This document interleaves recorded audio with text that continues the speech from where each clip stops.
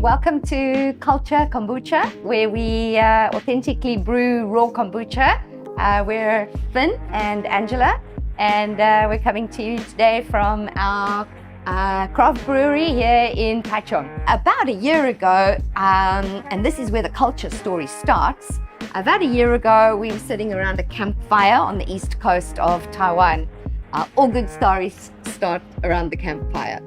And our now friend and business partner Dave pulled out a bottle pretty similar to this and said, "Hey, do you want to try my kombucha?" We're sitting around this campfire and I taste my first sip of kombucha, and bam! That first sip of kombucha had the fizz, the flavor, the complexity, the viscosity, the bubbliness of a champagne, a beer. It just encompassed everything that was missing in the non-alcoholic beverage market. It ticked all the boxes. So I said to Dave, "Hey, you should sell this stuff." And he said, "Funny you should mention that." Honestly, it literally changed my life. Here we are a year later with, I believe, Taiwan's first raw kombucha authentic craft brewery. Kombucha is something that a lot of people are talking about these days, but surprisingly, not many people really understand what it actually is, right? To make kombucha, 3 key ingredients. The first ingredient is the live culture. All this white stuff that you see over here that Finn is guarding, along with our guardian dragon over there, that's the good stuff. That's the SCOBY, the symbiotic culture of bacteria and yeast. We have live, happy bacteria chomping away at good quality tea. They eat that tea and they produce a broad spectrum of acetic acid, probiotics, vitamins, and minerals. And that is the very heart of what kombucha is about. All that live culture and all the rich nutrients that we get out of a drink of kombucha. Here at KULTCHA, we prefer to use green and oolong tea. The reason behind this is they are the 2 least fermented tea types. Now, the reason why we like this is because the KULTCHA eats those tea leaves, specifically the nutrients and chemical compounds found in the tea. We are using good quality loose leaf tea, predominantly Taiwanese tea, because green and oolong are among the least processed. What that means is that they're the most nutrient rich, and the bacteria in the SCOBY gets its best food source from that low processed green and oolong tea. The second key ingredient is sugar. It's a bad word for many people, but there's good news with kombucha. The sugar that we inoculate the culture with is a low percentage to begin with. So in the case of KULTCHA Kombucha, we don't start our ferments with anything more than 4.5% to 6% sugar content. Now, as the kombucha ferments, the yeast eats away at the sugar, reducing the overall sugar content. So in a finished bottle of KULTCHA Kombucha, you are looking at around 3.5% to 4% sugar per 100 ml maximum. So you get a low sugar drink. The other thing in the bottle is yeast. As the yeast eats the sugar, it converts it into ethanol. This is what promotes fermentation or alcohol. So about the alcohol, do you want to explain a little about the alcohol content? Yeah, sure. So the yeast eats the sugar and converts it into ethanol. Now, this ethanol is actually consumed by the bacteria itself, and this process also produces natural carbonation. We've just mentioned that there is alcohol production in the kombucha, but kombucha is a non-alcoholic beverage, not low alcohol, non-alcohol. You do get low alcohol kombucha beverages in the marketplace, but KULTCHA Kombucha is non-alcoholic. Your non-alcoholic options in the bars and nightclubs in Taiwan and anywhere in the world really are pretty limited. There's something missing when everybody raises their glass to say cheers and you have a Coca-Cola or soda water. Cranberry juice. Exactly, right? Not to mention a 400 NT mocktail. I've been looking, and it can't just be me. Everybody that is not having an alcoholic beverage in that cheers moment must be facing the same dilemma. What do you replace that ice cold, refreshing beer with?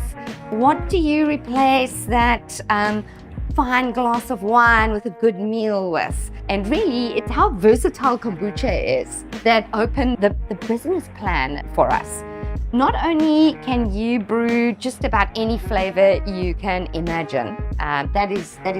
We've had a year of flavor R&D. And we haven't even scratched the surface. How many flavors have we actually pinned down now to say they're good to go? Pinned down, 12. 12. It's a combination of pairing the tea, or as we like to say, the energy and the power of the tea, pairing it correctly with the flavorings. Another thing that goes into how we choose our tea is based upon a concept from traditional Chinese medicine, a balance of yin and yang energy.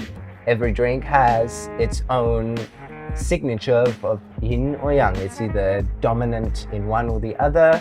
And the tea types also have constitutions of yin and yang. Actually, on that note, our company name is Longxian, which directly translates in English to dragon spit or dragon saliva, which we really love. The reason for that is in some Chinese mythology, there is the legend that the dragon saliva is an elixir of immortality, or at the very least, longevity.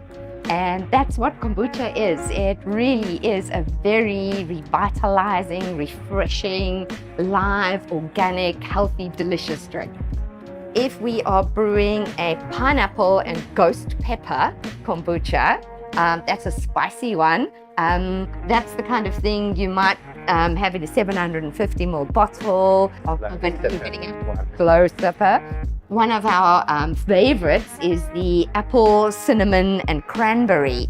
That one we use a richer oolong, spice of the cinnamon, the apple, and then there's that bite, that aftertaste from the cranberry. So there's something about the fermentation process that really changes the character and the taste profile, and you get a very complex taste experience. A sip of kombucha travels through the taste buds, just like a good gin or a good wine would.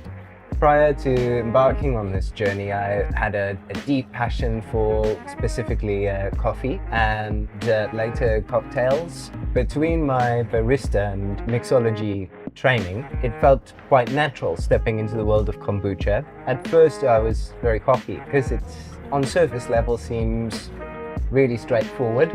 It's been quite a journey, going from knowing nothing about kombucha a year ago to now being master brewer in a commercial kombucha brewery. Anybody and their grandmother can make kombucha at home. When you upscale to the commercial level, there's many factors, such as monitoring alcohol content, being precise with the sugar levels, watching the health of the SCOBY, checking every square millimeter every day. It's a science. As Finn was saying, it's a daily learning process, and one of the main reasons behind that is because we're dealing with live culture. And anything that is alive, as we can all appreciate, does not remain static. There is constant growth and evolution. So literally every day that passes, our cultures are growing and developing. This means that we don't have one set ratio of recipe that we apply to every batch. Every single vat, Finn has to get into the intricacies of where the acid levels are at, not just from a scientific point of view, it's a feel thing. It's one part intuition and one part science. From batch to batch, it can vary greatly, depending on where my pH is at, how much sugar is left in the starter culture, because every batch is started with a little bit of the previous batch. They all feed into each other, quite literally.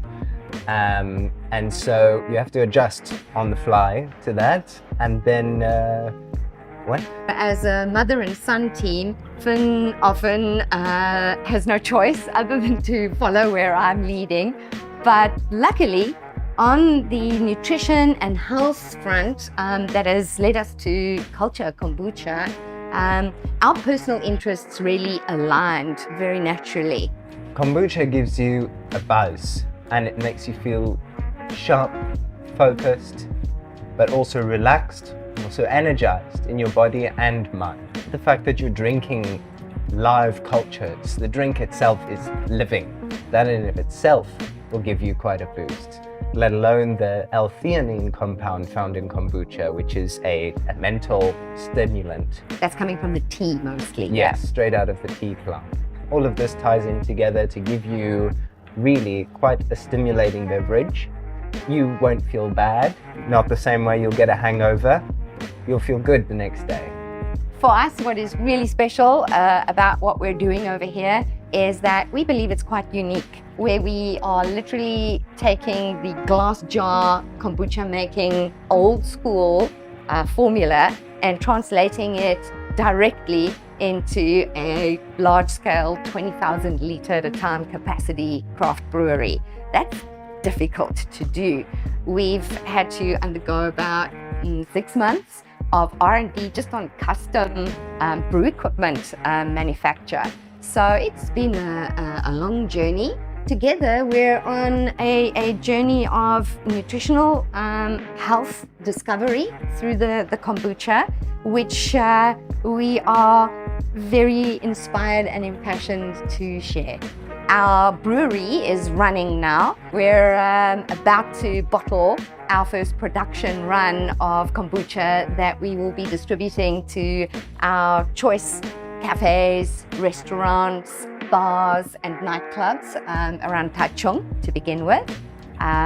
So you can check us out on our social media, KULTCHA_TW, KULTCHA Taiwan on Instagram, or KULTCHA Kombucha on Facebook, www.kultchakombucha.com. There you will be able to find a listing of where we are available for public purchases and of course for wholesale customers.